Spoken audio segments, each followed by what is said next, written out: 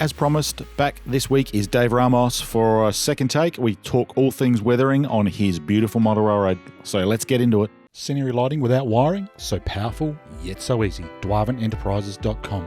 Dwarven Enterprises will be offering MRT viewers a 10% discount on all sales. Use the code word MRT2021 to get this deal.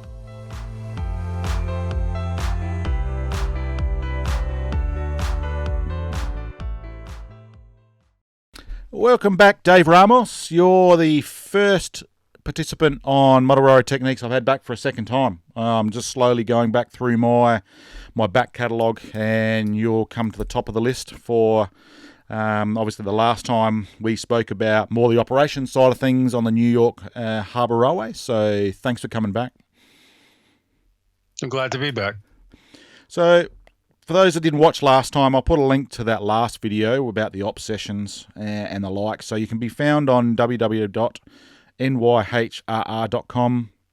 Some awesome resources there, particularly what I noted was your documentation for the prototype that you've dug up from goodness knows where. So I'll put all these links below. Also, you've got a Facebook page, New Harbour Railroad. You just type that in and it will pop up. So what we'll quickly do, Dave, is for the people who didn't watch last time, can you give us, we've got up on the screen there, and just let me share, that might be the best. I've got a picture of your track plan there, so that if you can see that screen there, Dave. Yes, I can. Yeah, actually, I can. So this is a lovely little sort of a drawing of your track plan. So just give the viewers out there just a quick few-minute overview of the New York Harbour Railroad, I should say. Sure. Wrong part of the world. Sure. Not a problem. And actually, there are railways here in the United States also, so it depends on where you go. So it's the Southern Railway because it's in the South. But the whole railroad started when working on Erie's 28th Street. Basically, that started as a proof of concept because it is a very difficult track plan to build. These turnouts are very, very tight. Basically, if you look at it carefully and if you look at photographs of it, the frogs and the points are practically touching. So literally you come out of a frog and you go into a point for the next track to be able to go into any of the sidings. After that, we started working on a New York Central, and I have a professional bad influence. Every model railroader should have one who said, you have plenty of room. Why don't you add the High Line? Yeah. I said, there's no such thing. It's called the elevated division of the 30th Street branch. And so we'll put it there. The High Line actually, for New York Central fans, is an interesting thing because the Pennsylvania Railroad, for those of you who don't know what the Pennsy is a railroad that actually has a High Line, and it's in Philadelphia. So the New York Central people refused to call it the High Line until they got merged. And then after that, they didn't care because they were gone. The High Line itself is still in existence. It's a park now. Unfortunately, since it's so cool and so retro at this point, all the buildings that made it interesting for someone like me, which were all these 19th century factories and warehouses, are all gone, and they've been replaced by these things that look like they're made out of stainless steel, glass, things that look like they came out of a washing machine, twisted. Some of them are interesting. There's some real gems out there if you know where to look. The B&O Railroad had built this sandstone, I think it's a 10-story freight warehouse. It's still there. It's surrounded by a giant black and red building, so it's kind of interesting. But the building still says Baltimore and Ohio Freight Terminal. The terminal stores building, which is basically the linchpin of my layout, because we have Erie's 28th Street, like I said before, we have Lehigh Valley's 27th Street, and the New York Central. And they all interact in a building called the Terminal Stores Building. That building is still there. It was built in 1870. It's a very large building. It's a square city block. And what's really interesting about that building is the trains, steam trains, used to travel through the middle of it. It has 22 spots inside of it, 11 and 11. So 11 on the north and 11 on the south. And it actually spot cars. And in the United States, we have something called OSHA, which basically they would have had a brain hemorrhage had they'd seen the way it operated, because the brakemen back then would ride along the top of the cars, go into the building, and they had gantries at both ends of the buildings, which were these giant arches that went in where the steam trains would go in. And they'd basically walk the cars, lock the brakes, come out the other end of the building, or if the train went back and forth, depending on what they had to do, and then go onto this gantry and come down a ladder and get back onto the steam train. Originally, the Central came on 11th Avenue. If you're not familiar with New York, New York is basically pretty much flat, as we all thought it was, but it actually is not. It's got a crest in the middle. So as you go out towards the water, both the East River and the Hudson River, it's flatter and closer to, it's the grade drops off. And a lot of people who lived here their entire lives don't realize the grade drops off about 25 feet in about 1,000 feet. So it's a pretty steep drop. In fact, the High Line comes out and goes from negative 25, which is 25 feet below the street level, to a positive 25 feet, 35 feet in some spots, in a little bit over 1,000 feet. So it's a pretty good grade. It's a pretty good grade. And HO scale, unfortunately, when I had the grade a little bit shallower, I used to be able to pull out a 20-car train onto the High Line with one RS1. And I could actually tell you the vintage of the Atlas RS1 by how many cars it could pull up the hill.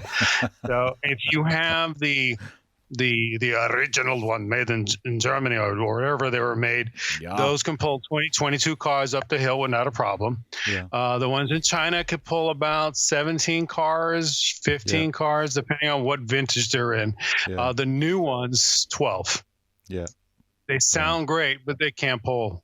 They can't pull like the old original versions. So I have my RS1 fleet varies from like 2 years old, 3 years old, to about 30. And the 30-year-old locomotives can pull everything up the hill without a problem. And so basically, if you want to get an idea of what the layout is, it's 4 independent layouts that got to operate independently. I call it variable crew geometry. So if I have 4 people show up, I could operate the 2 float yards. If I have 2 people show up, I could have 1 float yard. If I have 10 people show up, I could operate the central.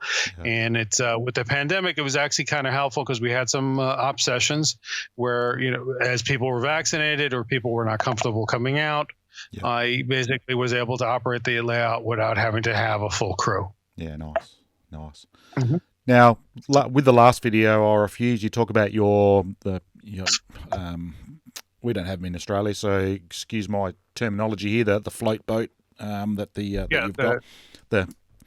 I promise I wouldn't talk about it because you had a nasty little incident where some wagons fell off that, but we won't. We won't go into that because that'll drag up bad memories. So that's okay. We invented the rotary car dumper. They dumped my cars into the Hudson River. And it did it 3 times in one night, and then that was the end of it. I basically built furniture grade material around it.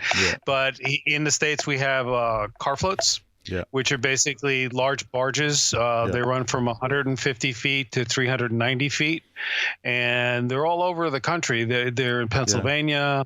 They're just not a New York thing or an East Coast thing. They're in Detroit. Any place where you had to travel across a body of water.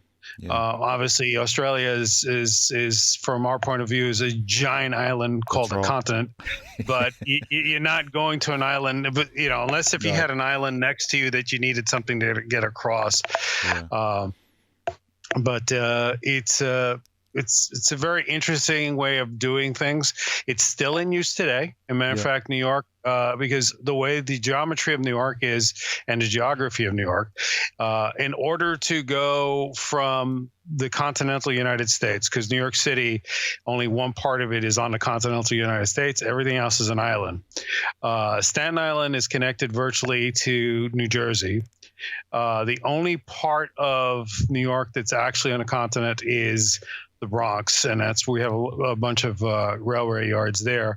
Everything else, you have to cross a bridge, but to get to Long Island, which is the home of Brooklyn, Queens, and of course Nassau and all that, there's only way to get in there, get to here and get onto the island proper is basically car floats. Right. You have the Pennsylvania Railroad. They basically cut across Manhattan, stop to let people off, and then went into Queens, where it has a large yard called Sunnyside Yard.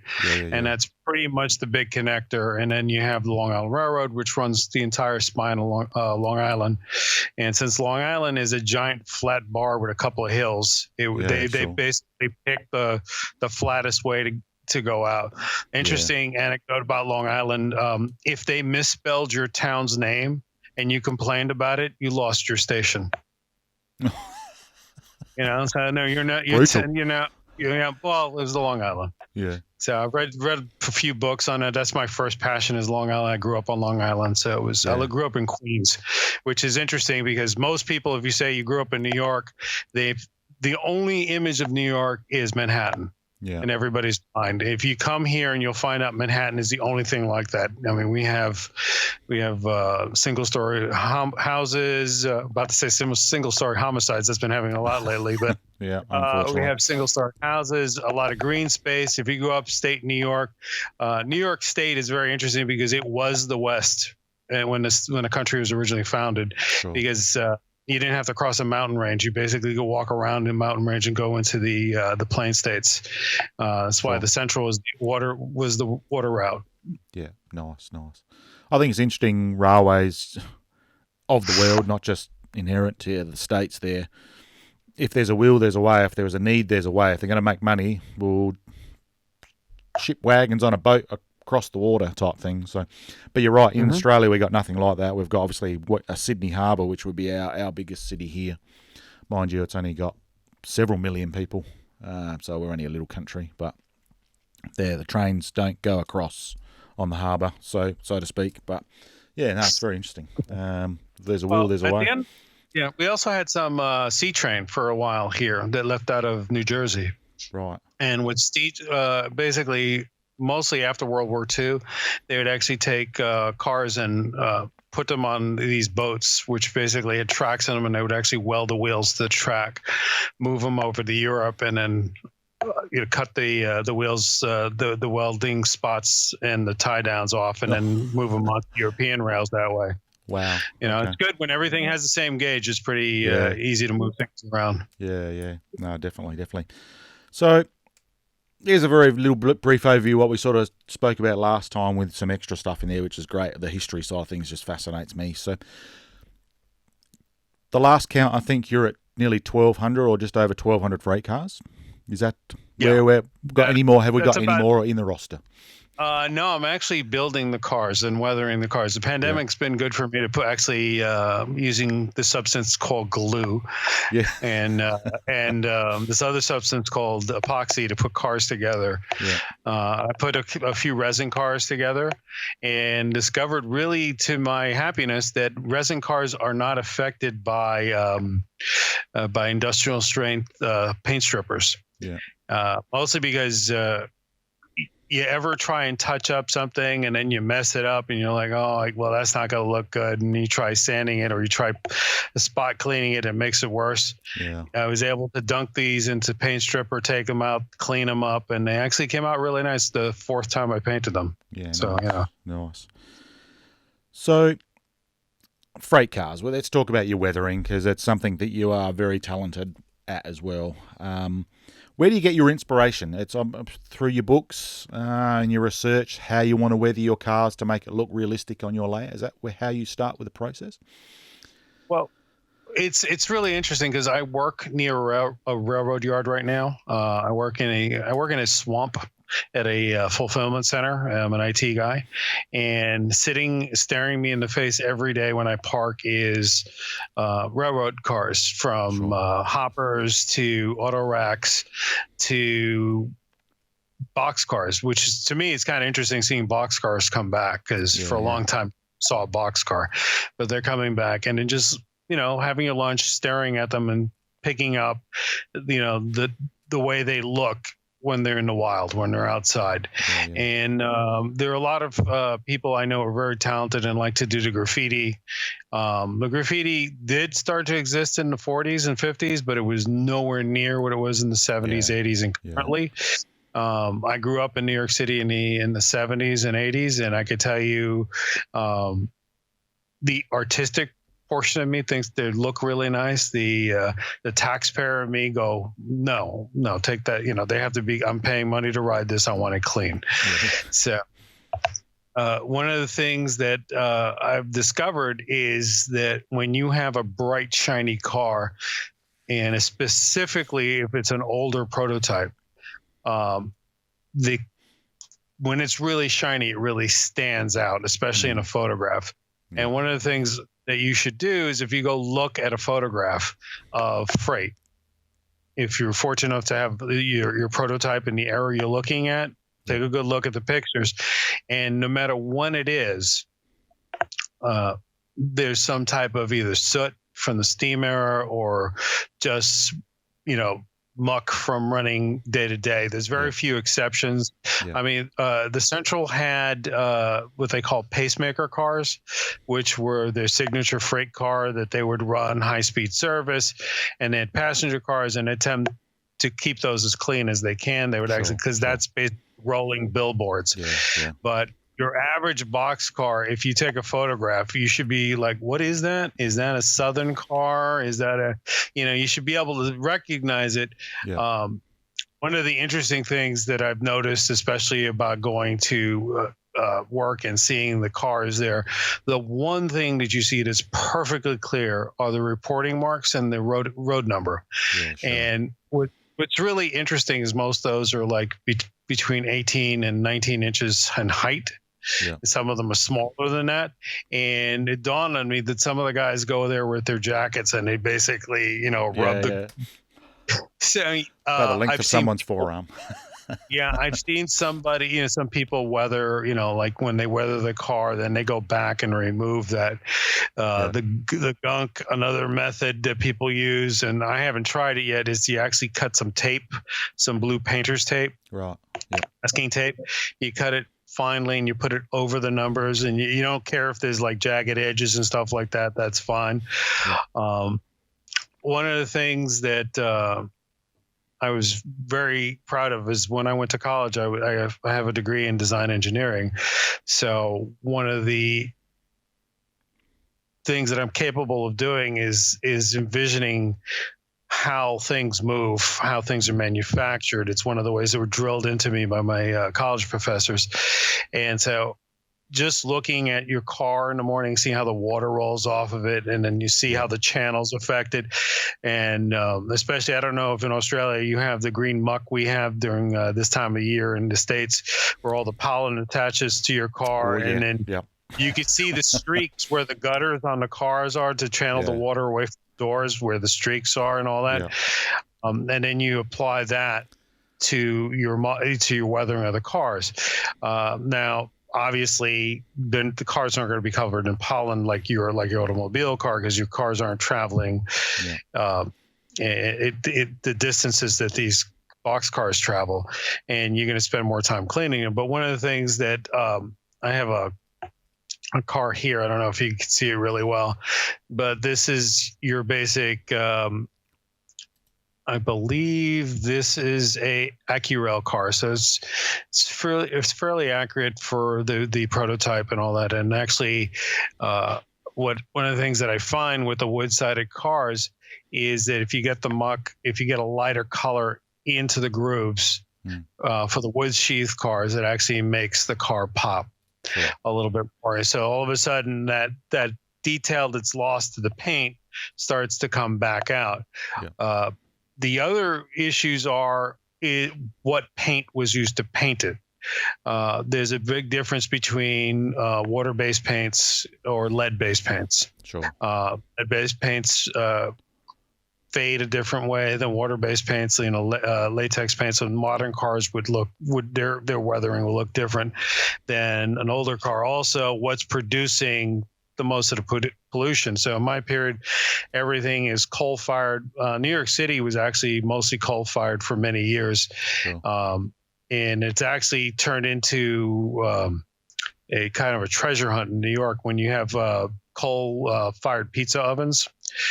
In New York, it's next to impossible to get a permit to put coal back in a building or to put a coal stove back in a building. Yeah, okay. But if you have a pre-existing building that never gave up its permit, it's licensed to have a coal, Okay. they could still have a coal fire stove, or a wood fire is very different, but a coal fire stove, and that puts out a particulate that actually lands on. And specifically, first time I became aware of this is when I was riding on behind a steam train, and it's almost like little tiny briquettes that are basically you're being pelted with, and this is the stuff coming out of the steam engine. So I try to model that. Sure. In the one of the things that I came across is the military modelers are way ahead of the model railroaders when it comes to weathering and all that. So there's a company that's in Spain. It's called MIG, and they come up with all these washes, and it's a more of a very, very thin paint. It's an enamel. Insert photo now. It's an enamel that has pigment in it, and the enamel basically is a way to transfer the pigment to the car. And then they also sell bottles of pigment. So what I'm holding in my hand right now is called dark brown wash for green vehicles. It's MIG number 1005. And you would think that you don't use this on green, but actually it does really well when you're weathering brown equipment or any other type of colors and all that, because it's designed just to fade the paint a little bit. And that's basically what you want to do. Yeah. The other thing that I use a lot, and I like the results because you can go heavy, you can go light, is these powders. And the powders are pan pastels, and they're basically model railroading versions of makeup. And, I hear they're very good. They're very good. This little box, this little package here, this is how you normally get it, or unless you buy the individual colors. There's a 5-pack, and it runs about $20, $20 to $30. Don't buy it at a model railroading shop. No. Buy it from an art supply shop, and you'll save yourself about $10. Yeah, sure.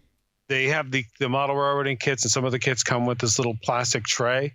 Yep. I like to call it the giant dust bin, because basically as you're using it, the dust, or as you're storing it, the dust comes off, and it makes a really interesting color.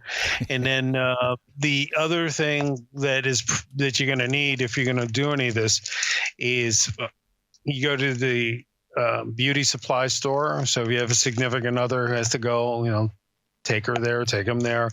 And they have these things called triangular cosmetic sponges, and they're basically little wedges. And so after you get the pan pastels in, you blend it down. It's just literally when you've done enough cars, I've done about 100 to 125 cars of this. I think at this point I'm probably good enough to start applying makeup. Because you learn a lot of blending techniques. If anybody wants to look like they're weathered, like they've been out in the rain for a while, I'm your man. Yeah. The other thing is this stuff is potentially, I wouldn't say nasty, but it's a real pain to get off your skin because, like I said, remember I said it's makeup?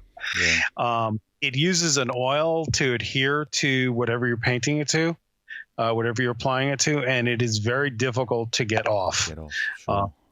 One of the things you can use to get it off, so if you make a mistake, you want to get it off, alcohol. For those of us who've used alcohol on models that have had dull coat on it, when you put the alcohol on it, it's like putting dull coat on top of dull coat. It basically fogs the model. Don't panic. Another coat of dull coat, it'll make it clear. Yeah. I recommend you use gloves. I like the latex gloves better than the nitrate gloves. But both of them are fine. They have a set of vinyl gloves because of the pandemic. It was hard to find latex or nitrate. So the vinyl gloves basically are good enough to, as you're putting them on, they tear. So I find very little use for those. And then like I was saying before, the washes come in a couple of sizes. This is like the industrial strength size. This is the larger size. I think it's the largest size that MIG sells. These can be expensive. These can be about $20, $25, $30 for a kit. I highly recommend you shopping around. You can get them on Amazon. Be very careful on buying these on eBay because they'll have a price $9.95, and then all of a sudden you go to buy it. The next thing you see, there's a $30 shipping charge. Yeah. And nothing's worth $30. The other thing that I like to tell people about is wheels. On your wagons, on your cars, the wheels, they're, especially depending on what type of bearing type, they shouldn't be like this. This car is destined to be weathered. These are the Broadway Limited old branch line wheel sets. Sure. Is every wheel set on my railroad is metal. I don't have any plastic. Mostly because one of the things I discovered about plastic is that if there's any gunk, it'll find it and it'll attach to plastic. And then it'll operate. It'll find reasons to wander off the railroad. So one of the things that there's a gentleman who owns a company called Minuteman Hobbies. He's pretty good. The only problem I would say is if you're in a hurry, order them well in advance because he's not the fastest shipping, but he does ship within a month. Nice. He sells these jigs, and basically what's really cool about the jigs is the wheels pop into the jig, and then you could either spray paint them, or you could weather them with the same weathering powders. This I would recommend you do a little research, mostly because in the older times, the wheels would be blackened with a little bit of grime on them. On newer cars, one of the most interesting things I noticed is how rusty wheels get. You could tell. Was it the other day? There was a box car by my office, and it had three sets of perfectly rusted wheels and one brand new silvery wheel set that was just put in. So obviously they must have swapped out the wheel set on that car. And it's like I'm walking by and it's like one of these things is not like the other, and it's like it just literally my eye went right through it, which is pretty good considering the wheat this time of year are about 2 feet tall, and I can still see the wheel sets. That's how shiny it was. Usually the wheels disappear because they're brown. In my period, the wheel sets be black with a little bit of grime in there because of the journal boxes, oil that would be in there. So you want to pay attention to your period and what type of just take a good look at the color photos from your period of what the wheels would look like. On the other thing is what I noticed. A lot of people, when they're starting to weather, they're worried about whether or not they did too little or too much. It's subjective. It's artwork.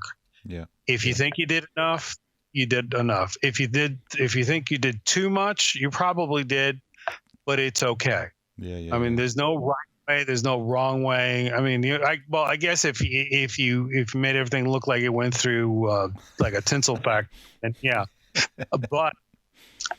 Personal note, one of my favorite photographs, and it's in black and white, and you could tell it's a mess, is that New York Central Niagara hit a paint truck on a grade crossing. And I know someone who actually saw a picture of it that was in color. I've yet to find the color picture.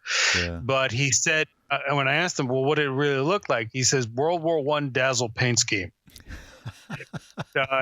You know what dazzle paint schemes, what I'm talking about. In World War I, they had this brilliant idea of painting warships with lines, angles, different colors.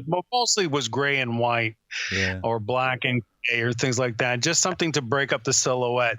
Yeah. But this thing hit a paint truck at about 80 miles an hour. Wow. The paint truck was obliterated. The Niagara had a broken knuckle on its coupler. Wow. Because that hit something pretty hard on the truck at that point. Just kept on going. Yeah. And when they had to get it into the shop and paint it. But I if anybody has a picture of that, please I've seen the black and white. Yeah, I've seen the black and white one. I would love to see. I know there's at least one color photograph of it. And I think the New York Central took it when they brought it into the paint shop. But, you know. Is it something you're going to look at modeling, Dave? If you get your hands on the photo? No, unfortunately, if I'm spending $700 on a Niagara model, it's going to be pristine with light weathering. Fair enough. So which one of the interesting things about color perception. I have New York Central RS1s, as I said before. These are I think they're DES ones, and these are the ubiquitous switcher from the 40s to 50s and 60s. They're still in existence today. Amtrak had one, and I painted them the prototype paint color, which was New York Central dark gray. And people sent me hate mail saying they were not that color. And I said, yes, they were. And they were like, they were not. And I took a picture of my RS1 under fluorescent light, and it's obviously gray. I took it out to the sunlight, took a same picture, and it looked black. Yeah. Very interesting. So you touch on a point about... go ahead. Sorry. You touch on a point very interesting about degree of weathering, so heavy, light, medium, and probably everything in between. So if too much is enough, if is not enough, it probably is, and vice versa. So where do you sort of sit, or do you look at the wagon and you've looked at it in, a wagon in the real world, and all wagons are different, or you go through with a common theme of degree of your weathering? Well, I have different people help me weather. Mostly because the way I look at it is that no car will be under the same weather conditions all the time, so everything should look different. Degrees of weathering. This is a recently built flat car. It's not a flat car, obviously. I have not had enough alcohol today. This is a stock car, and this is how it comes out when you buy a new one and put it together. I haven't gotten a chance to weather it. As in the photographs that you were showing, that is the Union Pacific, obnoxious yellow stock car. And the problem with it is you have livestock, and as we all know, livestock do things. Yeah. And they produce their own weathering, and they're dirty, and they're not high in the priority of cleaning on the outside. On the inside, they get cleaned out a lot, because all you need to have happen is anthrax or some other type of disease or illness, and there's your profit shot. So you want to keep the insides cleaned pretty regularly. For these cars, one of the things you can do, and it makes a visual difference, is to buy long pieces of hay or yellow string that's very, very thin, cut it up, glue it to the bottom of the car, make it, put a couple of spots of glue so it doesn't move around that much. And all of a sudden, when the car is moving, your eye is drawn to that yellow on the inside, because they were filled with hay. Makes them easier to clean out. And if you put actual stock in the cars, like cows or pigs, whatever, it just removes the artificial nature of the cow not moving. The other thing is certain cars, like I said before, the central New York Central pacemaker cars, or the B&O Sentinel cars. That is my signature car. So its weathering would be light, unless the Long Island Railroad got a hold of it. Long Island Railroad was known for, it's not mine, I'm going to keep it for as long as I could, not as long as you don't know I have it, or I can get away with. Oh, it broke. Oh, here's your car back. Basically, they were notorious for that, and this was told to me by people who were Long Island Railroad fans for years, and they said they basically never had a large fleet of their own, so everything they had was from outside being delivered to Long Island, because a lot of manufacturing was done on Long Island, but most of it was either livestock or produce or equipment going to the moon or jet fighter. It's very, very interesting place to grow up on. But it depends on, and again, you could have cars like hide cars, which were basically cars on their last legs. No one wanted to get near them. They were never repainted at this point. They basically, when they died, they set them on fire and put them on the side of the road or something like that. And what a hide car basically is cows go into a slaughterhouse, and then you have bones that come out, and you have, which are basically sent to other industries, and you have the hide cars, which are basically the skins of the animal, which are basically sent to tanning place. About to say tanning salon, that's not correct. But makeup on the mind. Yeah, makeup on the mind. The cosmopolitan. That's right. They would basically be sent out to different parts of the country where they were used. Sometimes it was a couple of miles away. Sometimes it was across the country. Whoever paid the most money for it, furniture makers, people who were making shoes, anybody who needed to make leather goods, coats, whatever they needed to make out of the parts. Oddly enough, I worked for a company called Hart's Mountain at one point for many years, and Hart's Mountain now is two different companies. One of it is a real estate company, and one is a pet food company. And they used to get cars filled with bones that they were, or parts that they would turn into animal treats. Yeah. And so it's 21st century, and it's still happening. So maybe not in the scale it was back then, but it's still happening. Well, it's definitely a lot of waste there. That's very interesting. Just to bring this back to operations, you have, as a stock car, as you say, live animals come in, and there's a whole lot of industries that can be served coming out. So that's very interesting how that would all play out. So let's talk about, this won't be quickly, because this obviously we're going to go into depth here a little bit. Get a brand new car. Right. Where do you start? What's the very first process, and sort of step us through sort of how you've got a weathering scheme in mind, I suppose, or a level of weathering for this particular car. Where do you start? The first thing I start with is I take, if it has plastic couplers, take those off. Those go into the garbage or onto eBay.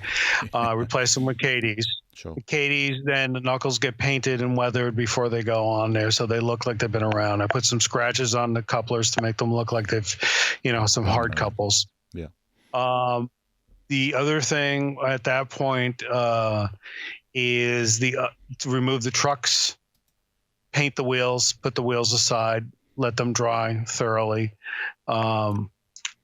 Depending on what type of truck it is and what type of axles it is, sometimes I will actually weather the axle. Yeah. And I never thought I'd be doing that, for the simple reason you can't see under the car. Not true. When it's on the high line, it's up high. You could actually see under the car.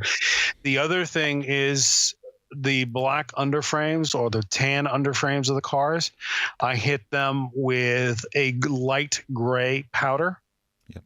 And the only reason why I do that is so the detail pops, because again, one of the interesting things that I've noticed, that if you are looking up at the car, it's on an elevated section of track, you do see the underframe more than if the car is low. So again, your layout will dictate whether or not you go into full panic David mode. Everything has to be weathered.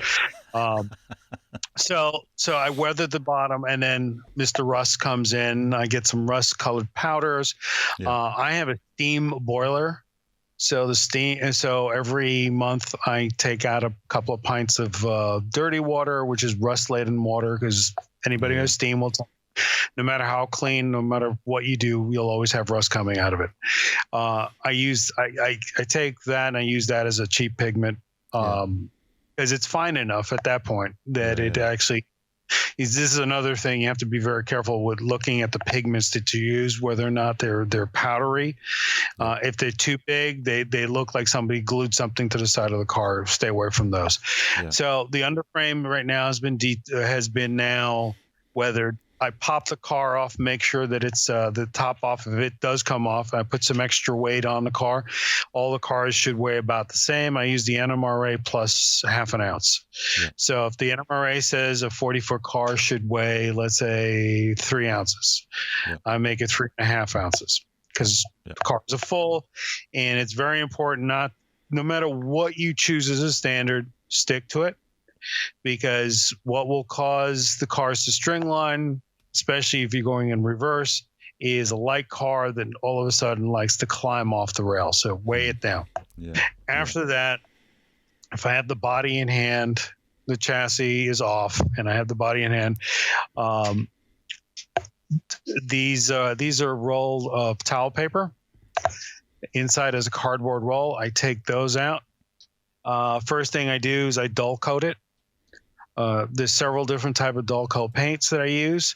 The inexpensive one is not the water-based, but the regular lacquer-based dull coat by Krylon. I don't know if you have Krylon in Australia. We do, yes. But the H2O version that's supposed to be environmentally friendly is modeling unfriendly. It clumps, it spits. It's basically like, here, Mr. Cobra, spit on my car. And once that stuff spits on your car, the car is ruined. And because that bubbling never comes off. The other thing is with the water base, it is also true with the Krylon lacquer base one, is if you shoot too close, it'll turn white. You'll get whiting on it. So you want to find a magic space, which I find is 12 to 18 inches away. When you're spraying, not that you could find these anymore, but if you could find a painting mask or you don't need an N95, although an N95 will be good. I was using the cloth masks that they were out through the pandemic, and found that they were utterly useless for the powders, for those pan pastels. Yeah. You really want to test it, blow your nose after weathering. If it comes out the same color as your weathering pattern, you wasted your money on it. Yeah. These are old. I found these in a box, and they work really. These are pressed hard paper. They're kind of hard to breathe through. Yeah. But one of the lessons I learned a long time ago, because I wanted to be a car painter and I wanted to learn how to paint. I wanted to paint automobiles. I had a real talent for it. Is I'm a gentleman by the name of John Scala, who is a Long Island Railroad photographer, and he publishes. I think he passed away. If you're still alive, John, send me an email. He published Long Island Railroad calendars. And I purchased one, and I was talking to him, and I had this really great conversation.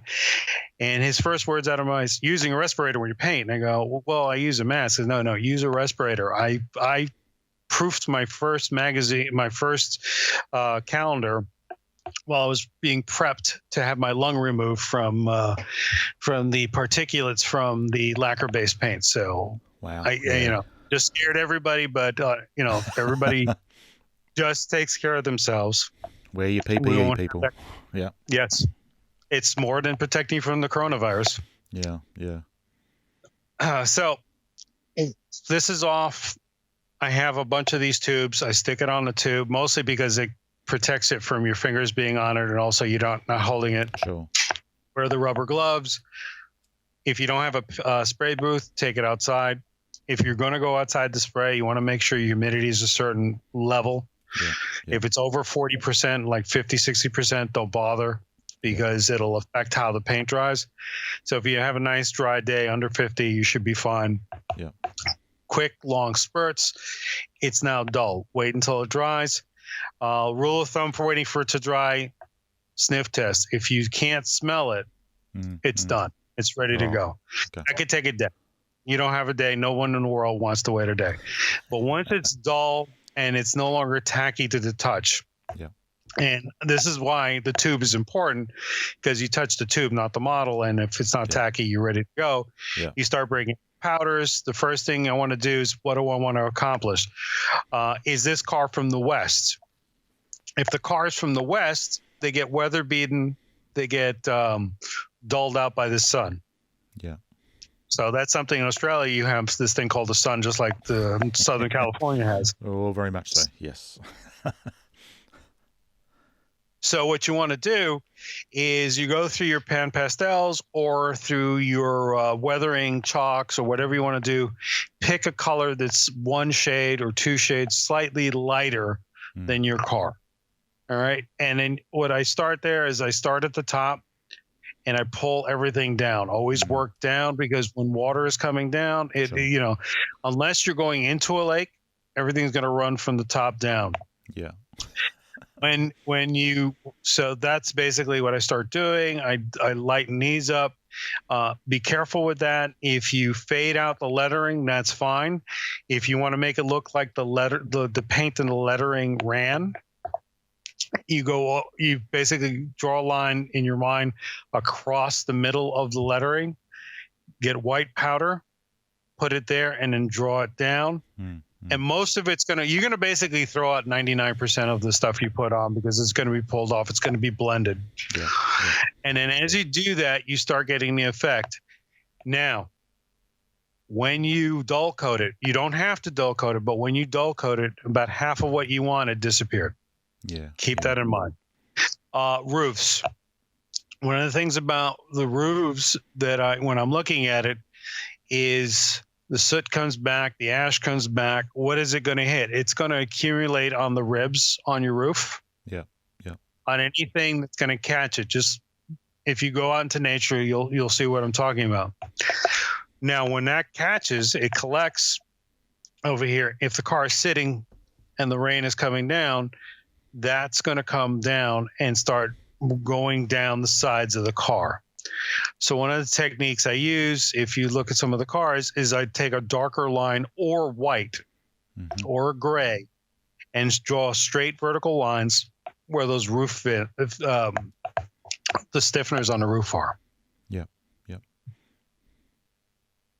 I apologize. My allergies are killing me today. The other thing is that anything that is like a rib that's going horizontal across the car muck is going to build up on there, and you're going to get rust. So when you're done weathering the car for the ash and the soot and all that and dirt, because people are going to be walking on here, people are going to be grabbing the irons. So once you're done with the black colors, you want to come in and lightly go over it with rust. Right. Not too heavy. This is wood. Yeah. So the rust that's coming off is coming off the metal roof. Yeah. So you just want to put those trains on, those traces there. The other thing that you would have is on the railing where the door would go in. Yeah. You'd have dust building up there. I put a little bit of white or light gray in there, and that draws your eye to it, but doesn't make it too apparent. The same thing is that as you're running, dust kicks up. If you're running in dusty parts of the country, or if there's wind, you get like a dust mark that runs on you. I've noticed this on a lot of modern cars and stuff like that. Yeah, yeah. Depending on what's in the car, like when I do the stock cars, I do a lot of like liquid that's coming off the sides of the car. You can imagine what the liquid is, but it's coming off the side of the cars. I do stuff to brine up the car. Yeah. And then the other thing is I use a lot of white, because a lot of effervescence comes out from that, and I've noticed that that's one of the colors. The trucks are the interesting thing. The trucks are made out of Delrin, so they're not paint friendly. Paint just flakes off of them. Sure. So one of the things, a technique that it was shown to me a long time ago, is you'd use automotive primer, and Krylon makes those. As a matter of fact, the color I use to paint my cars is automotive primer. It's a very, very, very fine spray, self-leveling, and it's incredibly inexpensive. You could literally get maybe about 30, 40 cars out of one can painted. Nice.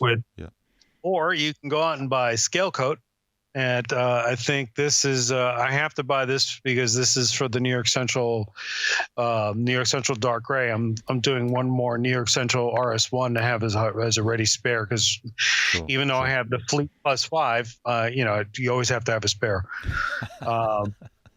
So the trucks is the other thing. While all this is drying, and I'm applying layers, and what I'll do is I hit them with the either the black or gray or the brown, depending on what the prototype had. Sure.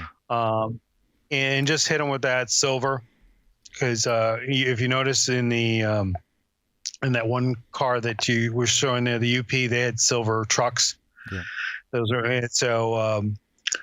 It really depends on, and again, weathering is very subjective, and I would say if you think you're going to ruin it by going too much, you've probably done too much already. Just put the car down, walk away from it. Sure. You could always add more. A really interesting thing that I came across is these two products. This is Cleaner by MIG. So if you're using the MIG weathering liquids, you could apply this to a Q-tip and rub it on the car and remove the weathering on the number boards. Yeah. So all of a sudden your number boards are nice and clean. Sure. And leave the car mucked up. Yeah. If that doesn't work, this product's by Deluxe called Strip Magic. I use it and it's really good. I actually use this for removing road numbers because, it would be nice if they would just leave you with no numbers, or like the first couple of numbers, you could add the two numbers. But they don't. It's pretty good to use. Yeah. Are you sort of when you do each layer, because we're talking about layering, it's like everything in model trains. You start with layers to build up your effect. Obviously, buildings, I can't see this any different from doing weathering freight cars. You're mindful of what sort of product you're using. So you're talking about enamel washes, that obviously if the next layer is going to be something that is going to take away the enamel wash, you're not going to use it. So you might look at something more acrylic based, or you mindful of that, or you don't go into that many layers. You sort of enamel, you put your wash on and then straight in with your powders. Well, it's interesting because when I first started painting locomotives and boxcars, I would use a lacquer.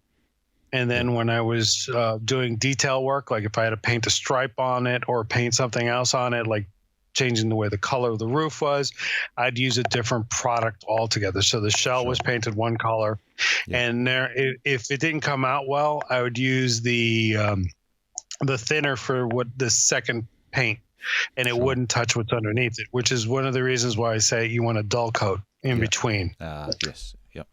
You can layer the dull coat. I stopped being so timid about it, and I'm just just whatever it is, it is. Sure. Mostly because once you start seeing it in real life, you notice Mother Nature will weather the cars, depending on the circumstance there are. Sure. One of the interesting things, if you have petroleum cars that carry some type of chemical or oil or something like that, weathering those are a little trickier because you want to use something that has like a gloss to make it look like it's wet, like especially like oil, or something that looks like it was wet, or it actually may have actually bleached the paint off the car. Sure. There's a lot of different techniques for that. And for those, I use the stripper, and then I go in and I paint it with a lighter color. And I brush it on, and then just the key to it is using paints that are friendly to brushing when you're doing that. So the enamels are pretty friendly for that. Sure. What would be your favorite technique? So the technique is always your go-to, that you just love the way it comes up. I go to my friend Ralph and I say, "Can you weather this for me?" The Ralph Renzetti technique. Yeah. Ralph Heiss is really good at weathering, and so is another friend of mine, Ted Diorel. They're really good at weathering, and I weather their stuff, they weather my stuff, mostly because when the cars come from one railroad to another, or when we're in somebody else's layout, it doesn't look like the same technique was used. Right. Okay. you want to experiment. You want to vary the look, because in nature everything looks different. Nothing is identical. I mean, unless you have a set of cars that are locked together, like a tank train, which is basically I think they started in the 70s or in the 80s, where they had these semi-permanently married tank cars that piping between them that went up and over, and you would fill one, and as you're filling, that would fill the next one and the next one. Those would tend to weather similarly, so they would have the same look. Anything that was there was a unit train would tend to weather the same. The hardest cars for me to weather are cars that are stainless steel, anything made by Bowser, because I don't know what in God's name they use as a finish, but everything, unless you really get a good coat of dull coat on it, everything looks like it's stuck to it. It's kind of annoying, but they make really nice cars. I just want to know what industrial magic they have to prevent anything from adhering to it. Anti-graffiti material. Yeah. They should sell it to the subway, because it sticks to it. The other thing I would just tell you to do is, when you're weathering building or girders and stuff like that, I went through the elevated, and I was looking at it, and I'm like, there's not enough rust, because these are iron, and they would be pristine. The railroad would keep them in good shape, but that wouldn't mean like they look like they came out of the store. They wouldn't. They should never look like they just came out of the factory. Dull coating goes a long way. There's a product called Dust, which is another wash, which you just put it on. Don't go overboard with it, and then just let it sit there and let it drip down naturally. Put some paper towels down so it doesn't go on the track, because obviously dust wouldn't run on the line along the track. One of the things that you might want to do is if you want to do like a rust spot on a girder and all that, you could put like a rust spot on the ground so you can see where it's dripping down. So you could. And it actually kind of helps if you have a switch in a bad spot or a turnout in a bad spot. It's hard to see. Put a piece of obvious weathering so that you go, look for the rust hole over there. That's where the switch is.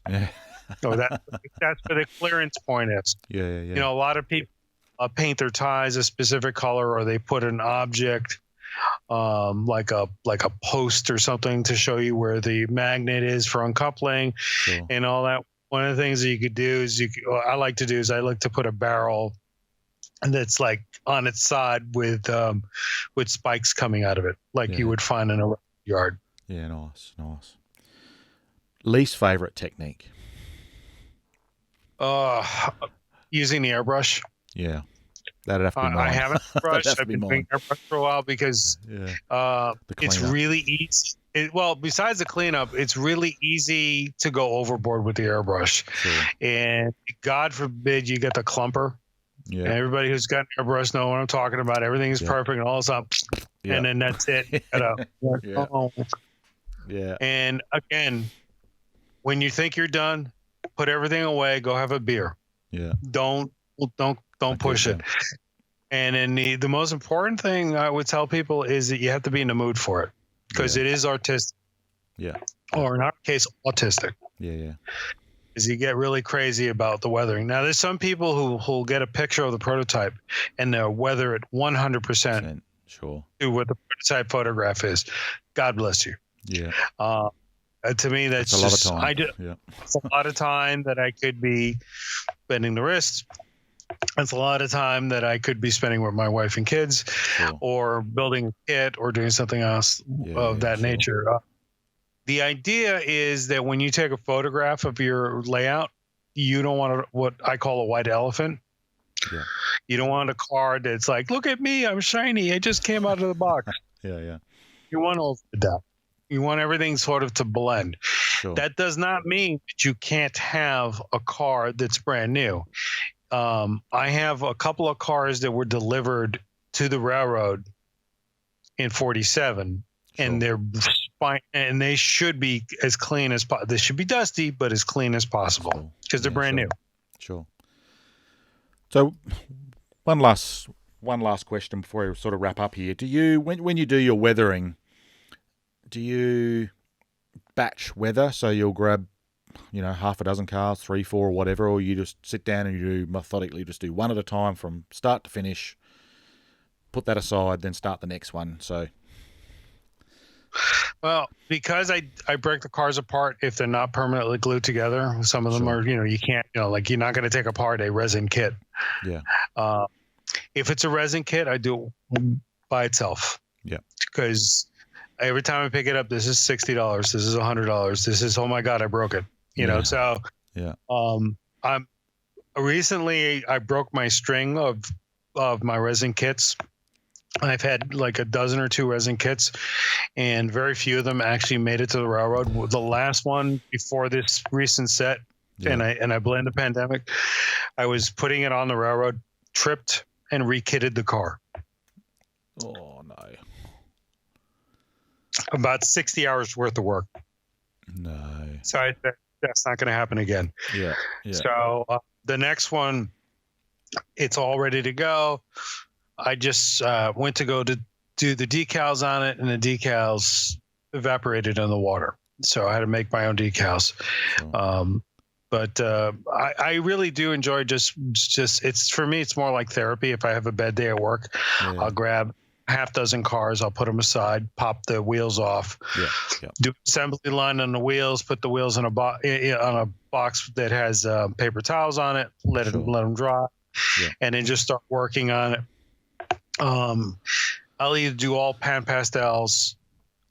Specifically, I try to do a freight line. So I have a bunch of F&C cars that need to be weathered. I have a bunch of ACL cars that need to be weathered.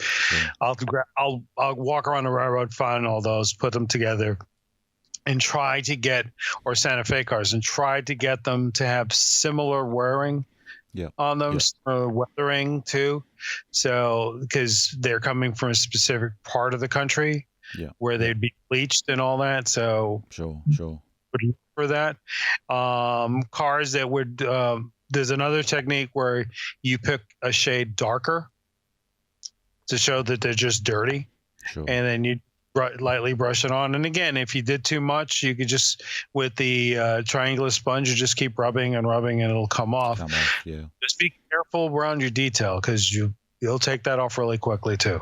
So and you'll go through those sponges, so you don't want to spend a lot of money on the sponges. You spend like a couple of bucks on like 2 or 3 sponges, and they're really high quality grade, and they'll last a little bit longer than the bag of 100 for $10. Yeah.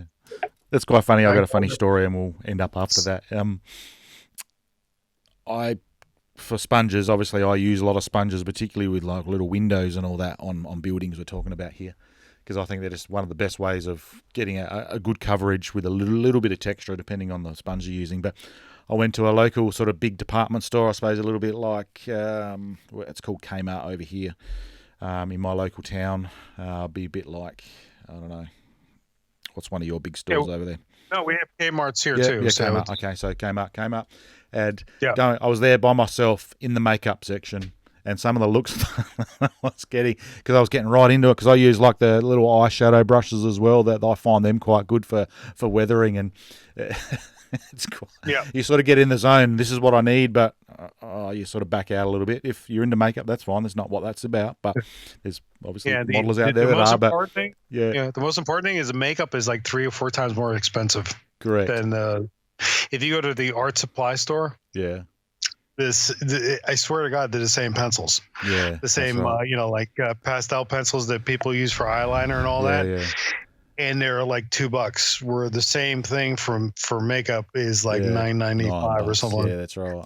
Yeah. So, all right, Dave. That's mind blowing. I suppose what I love here, the techniques we're talking about, no matter what you're modeling, like whether you're Australian prototype, US prototype, I'm into European steam, Germany, and the techniques, the products we're talking about can get right around the world, which is also great.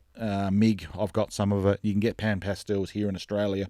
It's no worries about that. And obviously a lot of the dull coats and all that we can get as well, which is great. So Thanks for coming on again, Dave. I'm going to have to think about what we're going to talk about next time, I think. So a third time around, I think would be a great. We'll see how we go. Thank you so much for the time away from the family and the lovely layout and weathering, and for chatting with me at Model Road Techniques today.